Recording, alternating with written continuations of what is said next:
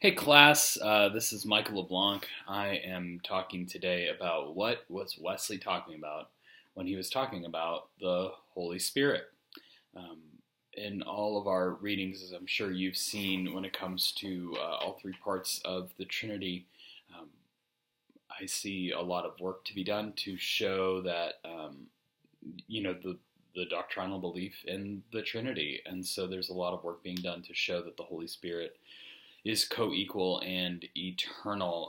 A lot of what I'm getting is from our assigned reading in Odin, which I know isn't a direct quote of Wesley, but Odin's doing just a really good job of pulling out um, the most essential things from Wesley, I think. Like Odin says, uh, the major points of Wesley's teachings on the Holy Spirit can be summarized in a sermon entitled "A Letter to a Roman Catholic," and I just thought that the sentence did a really good job of explaining the Trinitarian sense of the Holy Spirit, saying, "I believe the infinite and eternal Spirit of God, equal with the Father and Son, to be not only perfectly holy in himself, but the immediate cause of all holiness in us." And so when we first try to understand the Holy Spirit, or understand what John Wesley understands in the Holy Spirit, we have to first understand that the Holy Spirit is God, that the Holy Spirit is a part of the Trinity and is eternal, has all of the sort of ramifications and essentials that John Wesley assigns to all parts of the Trinity. And so, co-creator of the universe, perfecter of our faith, all those things we see in the Holy Spirit. Beyond that, reading some in Campbell, reading that our understanding of prevenient grace has a lot to do with the Holy Spirit, that the Holy Spirit is in the world,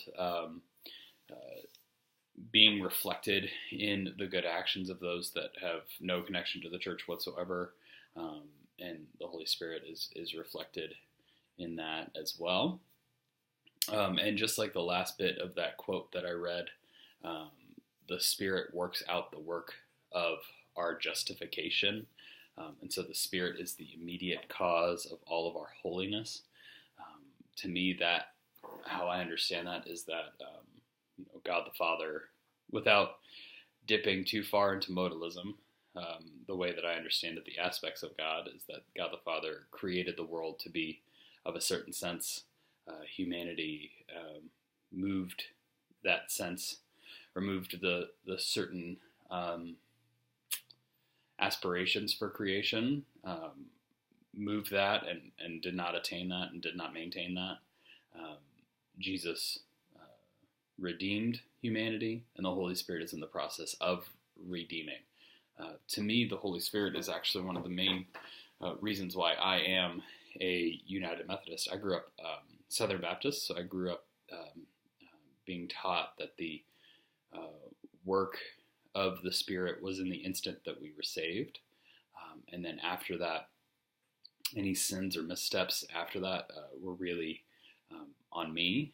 And for my justification, I needed to work that out through guilt and shame and prayers and frankly works righteousness, and that the Holy Spirit's grace was only good for when you died, and it really had nothing to do with maintaining a life after God's intention for our heart. And so when I've been reading Wesley's view of the Holy Spirit, I have really been struck by how very personal this God is, how very in the mix this God is. This God, the Holy Spirit is the cause of our holiness, but is also working alongside us towards our own justification as we work out our salvation in fear and trembling. This active process really gets drawn back to the Holy Spirit. And so the Holy Spirit is, in essence, exactly why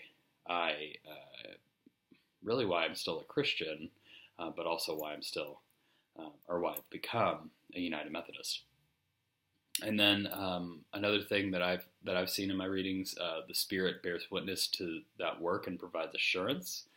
As we've read, this is something that John Wesley was low key, like really obsessed with, like having this assurance and knowing that he has indeed been saved. I find fascinating his interaction with Peter Böhler, the Moravian pastor. Böhler talking, or Buhler, I'm not really sure how you pronounce the umlaut. Böhler talking about how the work of the Spirit results in not only assurance of forgiveness, but also a strength against sin, which I find fascinating, that the work of the Spirit helps to make sin less appealing, and then also allows us to feel a sense of absolute assurance in our forgiveness.